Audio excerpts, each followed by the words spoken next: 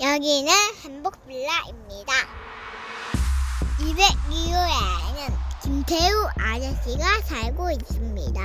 202호에는 운동을 좋아하는 김주희 아줌마, 203호에는 예쁜 언니가 살아요.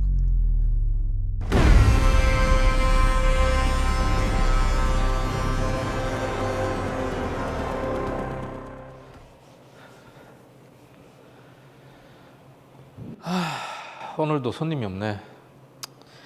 이래서 언제 빚을 다 갚노?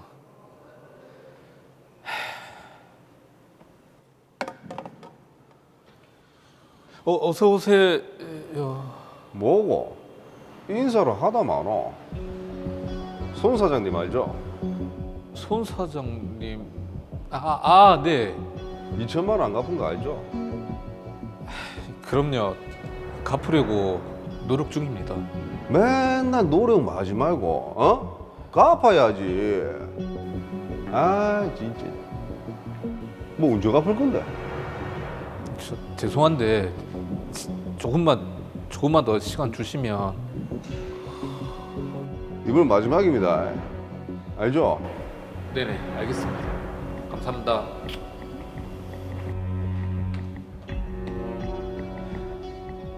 빚독촉을 좀 험악하게 하네요. 또 빚 갚으라는 문자가 낮에 왔다 갔으면서 시도 때도 없네, 이 사람은. 하루 종일 시달리시네요. 김 씨. 누구세요? 내 목소리 몰라요? 아니, 이 밤에 또 왜? 왜긴 돈 받으러 왔지. 아니, 제가 며칠만 시간을 달라고. 며칠 한 게 언젠데 안 주잖아. 돈 줄 때까지 계속 따라다녔기다. 네? 계속요?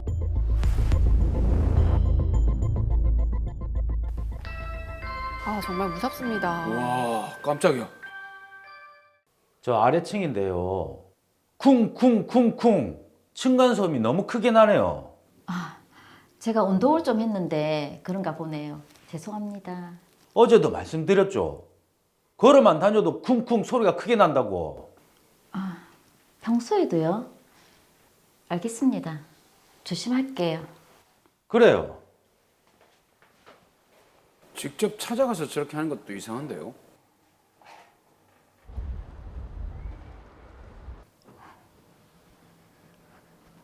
층간소음 슬리퍼도 신었고 이제 괜찮겠지?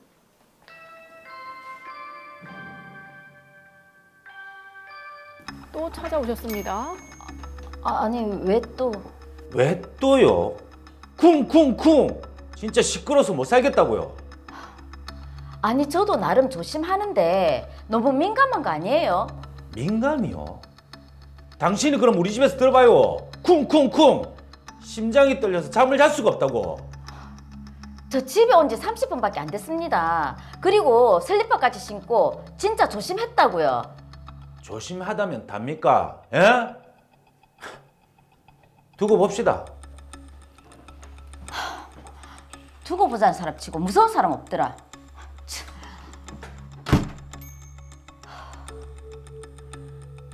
맨날 저렇게 올라오고 내가 심장이 다 떨린다.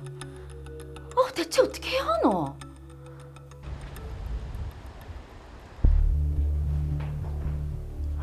이게 뭐지? 시끄러우면 살겠다. 층간소음 가해도 시끄럽다고 당신도 당해봐라. 이거 아래층 짓이네. 뭐지? 누가 쳐다보고 있는 것 같은데.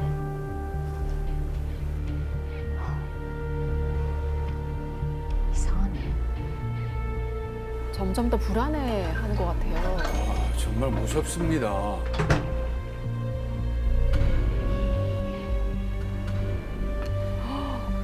집에 들어갔네. 이제 소리를 내겠지.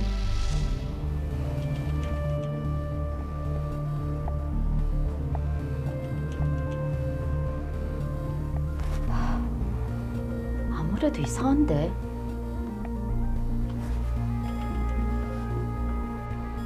오. 아랫집이잖아. 아니 왜 우리 집 앞에서?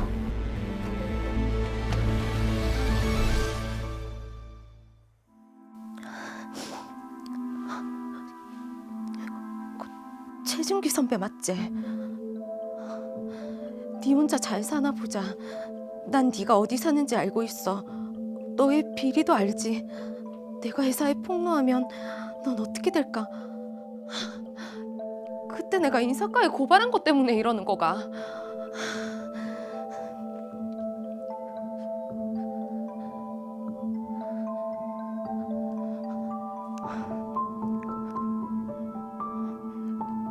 이봐요 선배. 왜? 나한테 메시지 보낸 거 그거 선배 맞죠? 왜 나라고 생각하지? 뭐 찔리는 게 있나 보네? 선배 맞잖아요. 나 아니라고. 약 올리는 것 같아요. 이게 먹고 차단. 일단 차단하자.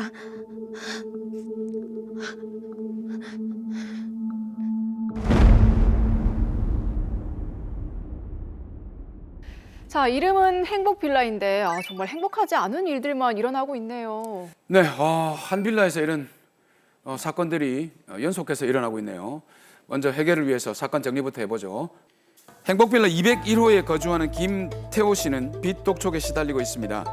허추심 씨는 조직폭력 전과가 있는 사람으로 지인의 의뢰를 받아 김태호 씨를 찾아가 남은 채무를 갚으라고 했는데요. 늦은 밤 김태호 씨 집 근처에서 빚 독촉을 하기도 하고 지속적으로 문자 메시지를 보내 공포감을 조성하는 등 위협적인 행동을 해왔습니다.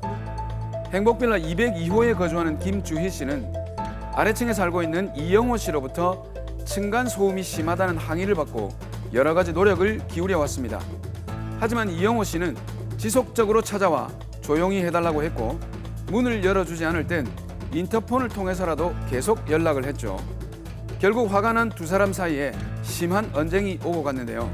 이후 김주희 씨 집 앞에는 층간소음 가해자 등의 메모가 붙어 있었고 이영호 씨가 김주희 씨를 지켜보는 듯한 행동을 지속해서 심한 공포감을 느끼고 있었습니다. 자, 그리고 이뿐만이 아닙니다. 203호에 살고 있는 박하영 씨도 지금 불안에 떨고 있지 않습니까? 네, 맞습니다. 박하영 씨는 SNS 계정을 통해 위협적인 메시지를 계속 받아왔고 흉측한 사진 등이 전달돼 공포에 떨고 있는데요. 이런 메시지를 보낸 사람으로 과거 회사에서 벌어진 직장 내 갑질과 각종 비리를 일삼았던 선배 최준기 씨를 의심하고 있습니다. 하지만 최준기 씨는 자신이 한 행동이 아니라고 발뺌하고 있는 상황인데요. 이 세 사람은 과연 어떻게 해야 할까요? 자, 지금 세 분 모두 또 불안과 공포에 떨고 있는 상황이라서 빠른 해결이 필요할 것 같습니다. 자, 김경락 변호사님, 이 사건 어떻게 보셨습니까? 네, 너무 안타깝게 보았습니다. 행복빌라에 사시는 이 세 분, 네. 왜 안타깝냐면 세 분 모두 스토킹을 당하고 있기 때문입니다. 스토킹 범죄예요. 근데 스토킹이라고 하면은 최근에 이슈가 된 신당역 살인 사건이라든지 그렇죠. 성범죄가 많은 걸로 알고 있는데 드라마 사례들이 스토킹에 해당이 된다고 하니까 좀 의아스럽습니다. 네, 그렇게 생각하실 수도 있겠습니다만 예. 작년 10월부터 스토킹 범죄의 처벌 등에 관한 법률이 시행이 되었거든요. 예.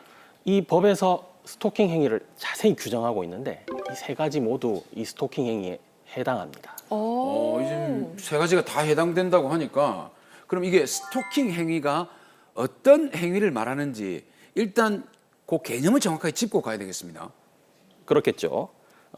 스토킹 행위는 스토킹 처벌법 제2조 제1호에 자세히 나와 있습니다. 제가 소개시켜 드리도록 하겠습니다. 예. 상대방의 의사에 반하여 정당한 이유 없이 상대방 또는 그의 동거인 가족 등에 대해서 접근하거나 따라다니거나 진로를 막아서는 행위, 주거, 직장, 학교 그 밖에 일상적으로 생활하는 장소 또는 그 부근에서 기다리거나 지켜보는 행위, 예. 우편, 전화, 팩스 또는 정보통신망을 이용해서 물건이나 글, 말, 부호, 음향, 그림 등을 도달하게 하는 행위, 직접 또는 제3자를 통해 물건 등을 도달하게 하거나 주거 등 또는 그 부근에 물건 등을 두는 행위, 주거 등 또는 그 부근에 놓여져 있는 물건 등을 훼손하는 행위로 상대방에게 불안감 또는 공포심을 일으키는 행위라고 정의되어 있습니다. 네, 하나하나의 다 경우들이 듣기만 해도 좀 불안해지긴 그러네요. 하는데 근데 사실 스토킹이라고 하면 저희가 생각하기로는 데이트 폭력 뭐 아니면 성범죄 이런 것들과 연관이 있다고 하는데 굉장히 범위가 넓네요. 사실 그게 오늘 주제의 핵심입니다. 예. 흔히 스토킹이라고 하면요, 뭐 이성 문제, 남녀 문제, 성범죄를 연상하기가 쉽잖아요. 맞습니다. 그런데 제가 방금 소개시켜드린 정의에서는 뭐 남녀 문제, 이성 문제, 성범죄라는 얘기가 하나도 없었거든요. 네. 예.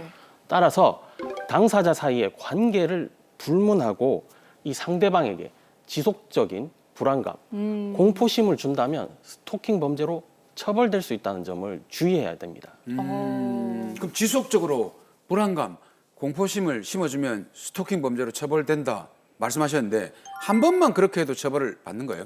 스토킹 행위 자체가 일회성에 그쳤다면 처벌되지가 않습니다. 말씀드린 것처럼 지속적이고 반복적인 것을 요건으로 하고 있기 때문입니다. 네. 스토킹 범죄의 처벌은요, 3년 이하의 징역 또는 3천만 원 이하의 벌금형으로 처해지고 흉기나 위험한 물건을 이용한 경우에는 5년 이하의 징역 또는 5천만 원 이하의 벌금으로서 그 처벌이 가중되게 돼 있습니다. 자, 그러면 오늘 사연을 하나하나 짚어보도록 하겠습니다. 먼저 김태호 씨 사연인데요. 자, 지금 빚 독촉에 시달리고 있는 상황인데 스토킹 범죄 신고가 이것도 가능하겠네요? 가능합니다. 이 허추심 씨가 빚 독촉을 하려고 뭐 밤늦게 찾아가고 또 문자 메시지로 위협을 했잖아요. 네. 이런 것도 상대방의 의사에 반한 지속적 반복적 스토킹 행위에 해당합니다. 이게 또 스토킹도 스토킹이지만 빚을 갚으라고 과도하게 추심을 하는 경우에도 처벌이 된다고 알고 있거든요. 네, 스토킹 처벌법이 제정되기 이전부터 채권의 공정한 추심에 관한 법률이라는 법이 있었어요. 예. 여기서 이제 과도한 채권 추심 행위라든지 이런 빚 독촉은 원래부터 처벌해 왔거든요. 예. 그렇죠. 좀 구체적으로 보면 정당한 사유 없이 반복적으로 밤 9시부터 그 다음 날 아침 8시까지 이렇게 찾아간다거나 예. 공포심이나 불안감을 유발하는 행위는 원래부터 처벌 대상이었습니다. 이 채권의 공정한 추심에 관한 법률에 따르면 이러한 행위는 3년 이하의 징역 또는 3천만 원 이하의 벌금으로 처벌될 수 있는 것입니다. 그러면 지금 아까 그런 경우에는 과도한 채권 추심을 이유로 해서 그걸 이유로 신고를 하면 되지 않습니까? 물론 가능한 얘기입니다. 그런데 문제는요, 일부 채권자들, 이 추심권자들이 이러한 규정을 너무나 잘 알고 있어요. 예. 그래서 예를 들면 채무자를 지속적으로 괴롭히다가도 밤 9시가 되면 땡 하고 사라지는 거예요. 아. 그리고 이렇게 대놓고 폭력적으로 나오지도 않아요. 예. 은근하게 공포심과 불안감을 유발을 해서 이 처벌 받는 수위를 넘나들면서 이 규정을 악용을 하는 경우가 많거든요. 그래서 기존 법률로는 해결되지 않는 이런 문제, 이렇게 채무자들이 고통을 받는다면 스토킹 처벌법에 따른 대응을 하시는 것이 더 효과적입니다. 네. 자, 그리고 저는 이제 두 번째 층간소음 사연이 좀 궁금한데 사실 층간소음 문제로 항의를 하는 게 적법하지 않다 이런 얘기는 제가 들어왔었는데 사실 이게 스토킹 범죄로까지 처벌받을 수 있나 이건 좀 또 다른 문제인 것 같아요. 네, 이 드라마를 보니까 이 층간소음 피해를 주장하시는 우리 아래층의 이용호 씨가요. 네. 지속적으로 그 위층 집을 찾아오고 네. 또 인터폰을 반복적으로 누르고요. 네. 심지어는 그 집 앞에 이 비난하는 내용의 메모지를 여러 개 붙이는 등 202호에 사시고 계시는 김주희 씨가 이 공포감, 불안감을 느끼게 되었거든요. 네. 그러다 보니까 이런 지속적 반복적인 행위는 스토킹 범죄가 될 수 있는 것이죠. 그리고 이영호 씨가 김주희 씨 집 앞에 약간 숨어서 네. 감시하는 것처럼 보이는 행동도 했거든요. 그건 좀 심해요. 예. 맞습니다. 얼마나 두렵겠습니까? 맞아요. 이러한 이용호 씨의 행동은요, 층간소음의 어떤 정당한 항의의 범위를 넘어선 스토킹 범죄의 유형으로 보입니다. 만약 김주희 씨가 지속적이고 반복적인 이 불안감을 느끼게 된다면 스토킹 범죄로 빨리 신고하시는 것이 현명한 대응으로 보입니다. 자, 그런데 실제로 층간소음 때문에 정말 괴로워하시는 분들도 많잖아요. 네. 점잖게 대응을 해도 문제가 해결이 되지 않으면 찾아갈 수밖에 없는데 그렇죠. 잘못했다가는 스토킹으로 지금 처벌이 된다고 하니까 이럴 때 어떻게 해야 됩니까? 층간소음에 항의를 하시는 건 좋은데요. 예. 이 가해자로 지목된 사람을 지속적 반복적으로 괴롭힌다거나 감시하는 그런 행동은 하지 말라는 취지로 이해하셔야 합니다.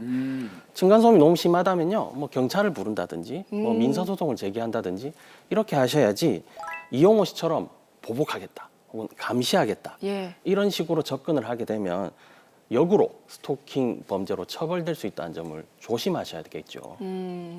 이게 층간소음 그 복수한답시고 밑에서 이런 그 장대를 구해서 계속 규칙적으로 쿵쿵쿵 치는 이런 행위도 좀 있던데 보니까 이게 스토킹으로 처벌받을 수 있다고 하니까 굉장히 좀 조심을 해야 되겠네요, 그죠? 맞습니다. 제가 앞에 설명드린 스토킹 행위의 범위에서는 지속적 반복적인 음향의 발생도 스토킹 범죄 유형에 포함이 되거든요. 그렇죠. 네. 그래서 이런 보복 소음도 스토킹 범죄가 될 수 있다는 점을 조심하셔야 합니다.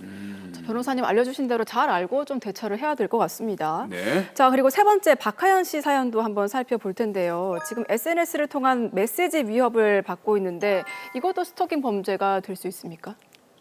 당연합니다. 이 정보통신망을 이용해서 글이나 말, 부호, 음향, 그림, 영상, 화상을 도달하게 하는 것도 모두 스토킹 행위에 포함이 됩니다. 네. 특히 요즘은요, 이 SNS와 같은 매체를 이용한 스토킹이 굉장히 심각해지고 있거든요.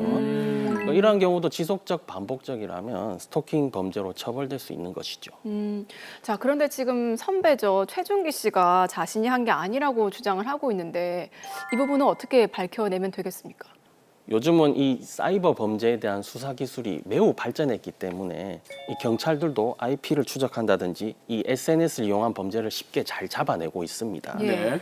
그러니까 누가 메시지를 보냈는지 이거 어렵지 않게 밝혀낼 수 있을 것으로 보입니다.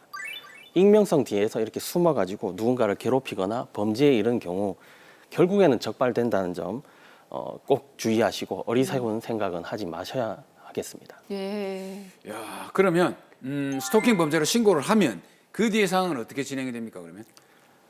스토킹 범죄로 신고를 하면요, 경찰이 이 신고받은 즉시 현장에 나가서 스토킹 행위를 제지하고 처벌을 경고하면서 피해자와의 분리 조치라든지 피해자를 인도하는 등 응급 조치를 취할 수가 있고요. 네. 그리고 이런 지속적 반복적 행위가 계속 일어날 우려가 있고 긴급을 요하는 경우라면 경찰은 이 피해자 등의 요청을 받아서 100m 이내의 어떤 접근 금지라든지 전기통신을 이용한 일체 접근을 금지하는 긴급 응급 조치까지도 취할 수가 있습니다.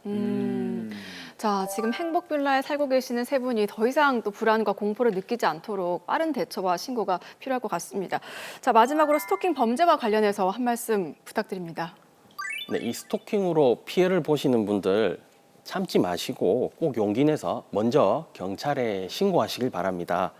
경찰은 이 스토킹 범죄에 대해서 긴급 응급 조치를 할 수가 있으니까 1차적인 보호는 충분히 받을 수 있을 겁니다. 이후에 형사고소나 민사손해배상 등 법적 대응을 고려하시길 바랍니다. 특히 오늘의 이 핵심 주제는 스토킹이 꼭 남녀 문제나 성범죄의 영역은 아니라는 점입니다. 과도한 채무 독촉이라든지 도가 지나친 항의 등 그 원인을 불문하고 나를 불안하게 하고 공포심을 유발하는 지속적 반복적 행위는 스토킹 범죄가 될 수 있으니까요. 가해자의 이러한 행위로 괴롭다면 반드시 법률 전문가의 조언을 받으시고 엄중하게 대처하시기를 바랍니다.